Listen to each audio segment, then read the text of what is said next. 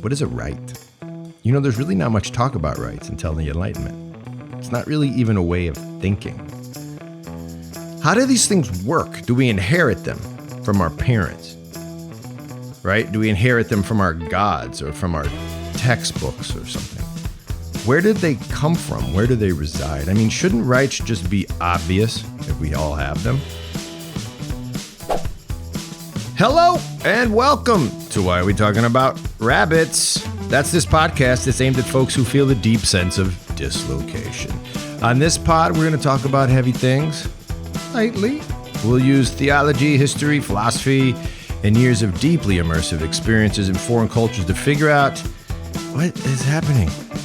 Our pod goes beyond rhetorical rabbits, those quickly reproduced media memes, and into cultural phenomena from a old world and a new world perspective. I'm going to look a little deeper.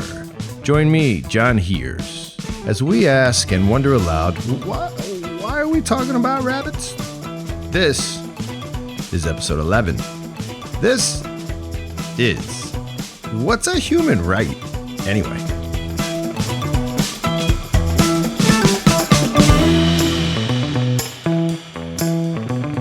What's a human right? Maybe we should start with the obvious, right? What's a human? I'm so smart. What's a human?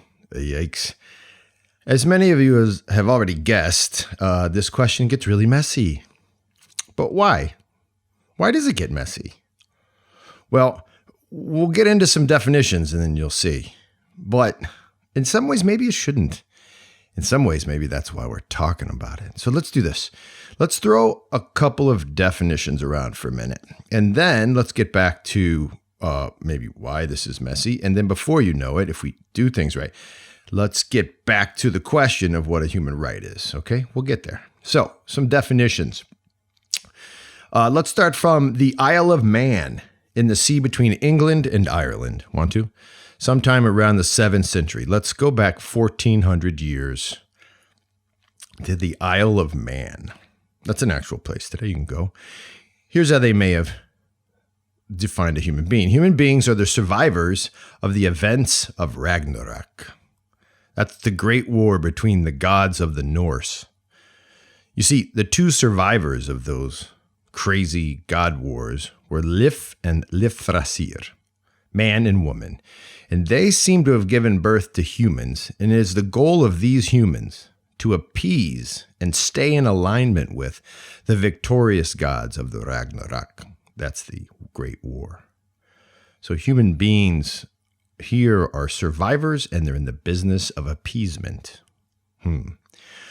Let's go to Nicaea. That's a town in modern-day Turkey, the year's 323 or so. So it's about 1,700 years ago.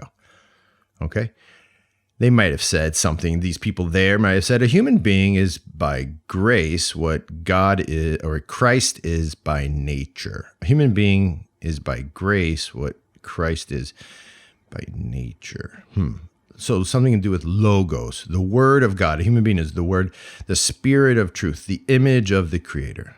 Something like God became man, so man can become like God. Okay, how about northern India, say about 900 BC? Or BCE, if you like that. Maybe that's a pod, that whole abbreviation on the millennium. But let's do this. 900 BC, or about 3,000 years ago. Humans.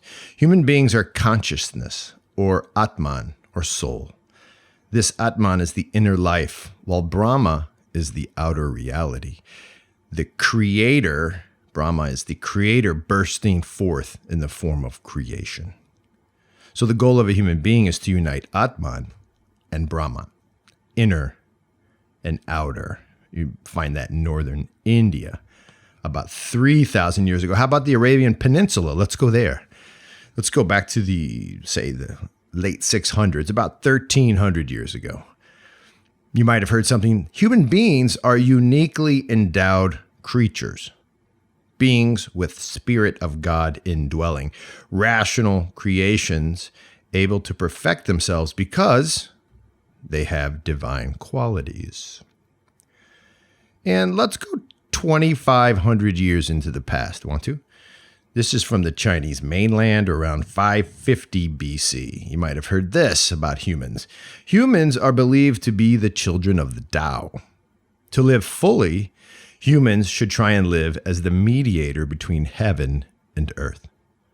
The goal of a human being is to radiate purity, innocence, and simplicity, which is like the Tao. Oh, but we're not done. Here's one more.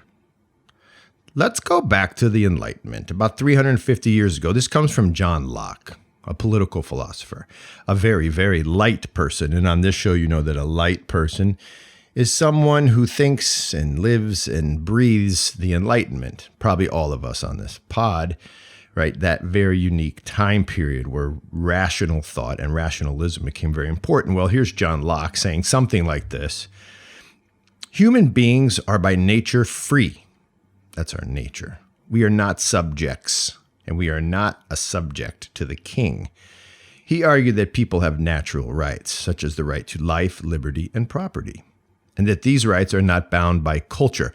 They're universal, right? They're not subject to variations in culture. You don't lose them because you move somewhere. The point of life for Locke and other enlightened philosophers was to apply reason to perfect society so human beings could flourish in freedom. John Locke, about 350 years ago. And now here's one from like 8 minutes ago from biologyonline.com. Okay, it's the source. I Googled it. Check it out. A human is a bipedal hominid characterized by having higher and more vertical foreheads compared with earlier hominids. The brain volume is about 1,400 cubic centimeters. The human teeth and jaw are smaller, and the chin is prominent. Humans are the hominids capable of creating and using complex tools, solving problems by using their reason. Oh, there's reason.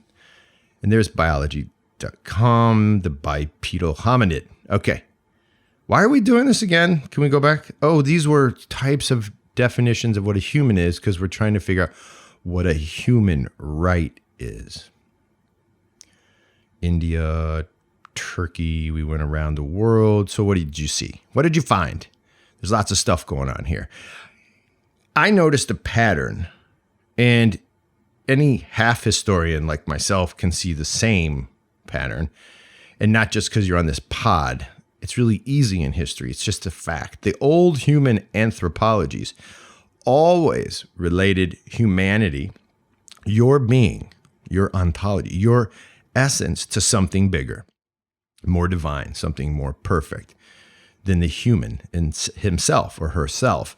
All the old world anthropologies put the human being in some sort of relationship with his or her maker. Today, in the enlightened cult of the West, not so much. That cult has defined human beings as being independent and free, which has come to include free from God, which, if you think about it, might be a pretty good thing if your God is, say, Zeus or Thor. I mean, those dudes, they come at you pretty hard, those gods. So the Enlightenment is freeing people not just from God, but from all types of things, even from nature. And so after perusing these definitions, let's head back to the meat of the pod. You want to? Let's do it. What is a human? Done. We're not done with that, but kind of done. What is a human right? Well, given all the anthropologies out there, which universal rights should a so-called universal human get? Should rights somehow be given in terms of happiness? Is that a way to dole them out? Is that a way to come to the conclusion that that's a right? It's like, for instance, rights are things that will make the most people most happy. Do you want to go with that? Like, what's the principle we're going to put in play to decide what all human beings have in common? Is it happiness? Like the right to surf the internet on a rainy Sunday. Is that sacrosanct? We must protect that right. Should rights somehow be aligned to the notion of order? Like, hey, we should all have the right to narc on our neighbor so they stop dumping their trash in the alley and stinking up the joint. Yeah. I have a right to narc on you and to snitch on you and get the cops all in your business because you're stinking up the joint. Should we arrange rights to help us arrange order? Should rights go hand in hand with purpose? Like, for example, if the purpose of a human being is to appease the gods Norseman style, then it seems like there should be a right to sacrifice. No? But would that only be for Norsemen? What about the people or the animals getting sacrificed? Yikes, did they have a right? If you go with the old Christian idea of human anthropology, it seems like I guess the only right in the old ancient Christian world would be the right to ask for forgiveness or something. Just like be repentance. What would the Muslim right be? The right to pray like 5 times a day? What is a right?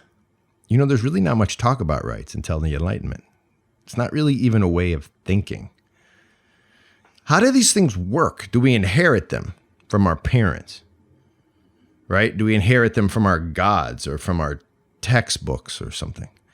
Where did they come from? Where do they reside? I mean, shouldn't rights just be obvious if we all have them? Like, all of us sort of understand what a chair is because all of us have butts. You know, if you got to explain a chair to somebody, it's kind of weird. Shouldn't we all sort of get what a right is because we're all human? I told you this was going to get messy. It's super messy. So, okay, let's try to keep going. If you're still listening, let's try and make it a little less messy, okay? Here's a list of rights that come from the United Nations and the Universal Declaration of Human Rights. It's written after World War II, 75 years ago, and it's enshrined in the General Assembly Resolution 217A, 1948. This is some of the rights. I could list 30. I'm not going to do that. You would all be sleeping or not. But let me just do some, okay? Some of the 30 universal rights. Here's the first one. All human beings are born free and equal. Everyone has reason and conscience. Okay? It's not really a right, but okay. That's you guys. That's me. That's everybody. Conscience and reason. I don't know where it comes from, but that's what it is. 2, everyone has the right to life, liberty, and security of person. No one should be held in slavery. No one should be subjected to torture or cruel and inhumane treatment. Here's one. Everyone is recognized equally before the law. Everyone has the right to own property. Everyone has the right to freedom of thought and religion. Everyone has the right to freedom of opinion. Everyone has the right to work. There's one. And everyone has the right to leisure. And there's 20 more. Go read them. It's really interesting. You can find a link in the pod notes. But just using these 10, what do you notice? What are you seeing? The right to life and liberty, the right to equality before the law. You hear the American Revolution in there. The Bill of Rights. Bill of Rights is in 1789, but in the 1770s, okay, the Bill of Rights is being formulated. This is the 1940s. Well, super connected. How about the United Nations document in terms of the right? Everyone has the freedom of expression. Again, Bill of Rights. But listen to this document, another important document. It actually comes to fruition in the same year as the American Bill of Rights, 1789. And these are from France. Article 1, men are born and remain free and equal in their rights. Born and remain free. Article 2, the goal of the state is to conserve the natural rights of man. Oh, what are those? These are the rights of liberty, property, safety, and resistance against oppression. Listen to that. The French are saying the same thing. The principle of freedom resides in the people, not in the leaders. That's voting. Liberty consists of doing anything which does not harm others. This document I just read to you is from the French Revolution, which happened about, it depends how you date our revolution, but our revolution is 1776 and onward. So you're talking, right, within 15, 20 years. They're saying the same things we're saying. It's all very interesting and very familiar, right? Because we're talking about the freedom of speech, the freedom of press, the freedom to peaceably assemble. We've seen a lot of that lately, right? The freedom to keep and bear arms, the freedom to be secure in your persons and not get arrested and not have a trial. This is our Bill of Rights. Rights. I could go on, but you get the point. But check out this document because it gets even crazier. 1936 in Russia. This is called Stalin's Constitution, 1936. From Stalin's Constitution, Article 123, all citizens enjoy the right of equality before the law. What? Article 125, citizens of the USSR are guaranteed the freedom of speech, freedom of press, freedom to assemble, freedom to protest and demonstrate. Really? Yeah, that's in there. The Soviet Constitution of 1936, also known as Stalin's Constitution, says citizens of the USSR have the right to leisure. Wait, the United Nations said that. The right to an education. Wait, that's Joseph Stalin's Constitution? Yeah, believe me, he read it. Yeah, nothing was going to be called Joseph Stalin's Constitution without him making sure he had his name on it and he understood it. Stalin's the guy who's pretty much Hitler's equal in all things evil. Yep, Joseph Stalin, a human rights guy. Now, we know he wasn't doing a lot of those things, but he's writing them as if it matters. So what is going on here? Well, I think what's going on is an attempt to make a sacred set of principles, all of them directed at the individual, all of them emanating from the individual, and all of them meant to protect you and I from, pick your choice, but often in our tradition from the government or often from other people. What you see in these documents is a type of New World religious text, a sacred canon of deistic and atheistic first principles. Deism, atheism. Deism is a belief in God, but it's like a faraway God, and atheism is a belief that there is no God. And these are the principles of these people. These principles are a way to make human beings aware of their essence, of their unique nature as humans, and it is a universal way, all of us. A new way that includes all the old ways. You see, it includes the Christian way and the Hindu way and the Norse way because it includes something that in the end the light people want to call universal. And this human right, universal being thing is not connected to the divine. Not in the light people culture. It's us. These rights are us, our essence. They're in us. They're created by us. They're for us. They're for me. It's an internal for next loop. Yeah, I said for next loop. Do you guys remember that? It's like one of the principles of computer programming way back in the old school. If you know what I'm talking about, you know the for next loop creates a recurring action. It's one that informs itself to go forward to the next until a set number of loops occurs. So the for next loop is a program that allows, right, and informs the computer to go forward until a new number and a new loop occurs. Then at some point it cancels. The for next loop is what programmers use to avoid infinite loops that can cause all types of backfires and illogical glitches in the computing system.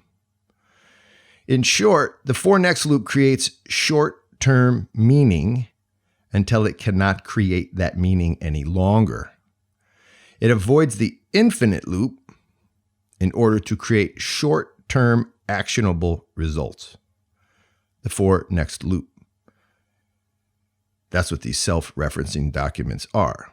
What we are witnessing in these universal documents is light people UFC cage match fighting the divine. They're fighting against the divine, trying to create meaning outside of the divine. We're witnessing New World thinkers separating themselves from the eternal and the infinite, defining our unique and otherworldly essences as, well, coming from ourselves, from within. The 4 next loop. What we're seeing is the degradation of a flawed old world, a world where God was present in us, but it didn't seem to matter. It didn't seem to make the world any better. So light people began to transform it into a world where God was nearby, the deists, Locke and Jefferson and all those folks who thought there was a God, just not an important one. And then finally into a world where we are utterly our own, a bipedal hominid with about 1,400 cc's of brain space and good writing habits. Rational 4 next loopers whose last frontier is the eradication of the irrational. What these documents try and do is define what is most important about us, our rights, by defining it for ourselves. Period. In that way, a human right, the thing we hear so much about on all these news channels, is just a bookmark. In that way, a human right is a bookmark, a temporary way of saying, this is what is important to us today for now, until I get back to my book and start turning new pages and creating new rights.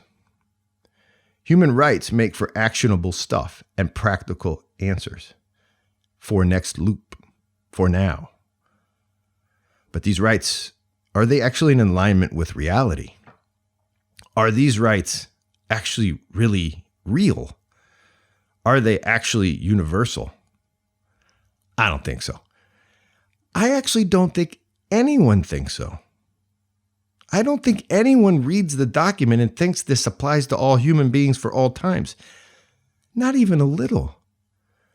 I mean, not if you really think about it. Most of us know that these rights are just light people working hard to create a utilitarian solution to the vexing ontological and existential questions all of us have faced since the beginning of time. And I think we've reached an answer to today's pod question. Human rights are the words we've decided to write on a parchment paper. Holy script words that describe who we think we are. These are just sacred texts for a de-sacred world, a desacralized world, a non-God world. And maybe, just maybe, these new scrolls are better scrolls. I'm serious. They might be better scrolls. Maybe the new God, the self-love God, is a better God. Maybe. I mean, I guess it depends on who your God is. Is the new God of self better than the old God of the Norse? The God on the cross? Brahma? Well, I think that's the cool part of this pod. I mean, I think. Who is your God? That's interesting. We should talk about it as a culture. And why can't we?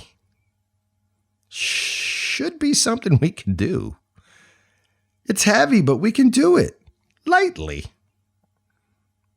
I think we can. And guess what? We are. And let's keep doing it. On Why Are We Talking About Rabbits? This was about human rights. Shenis Gagimarjos to all of you. That means to you the victory.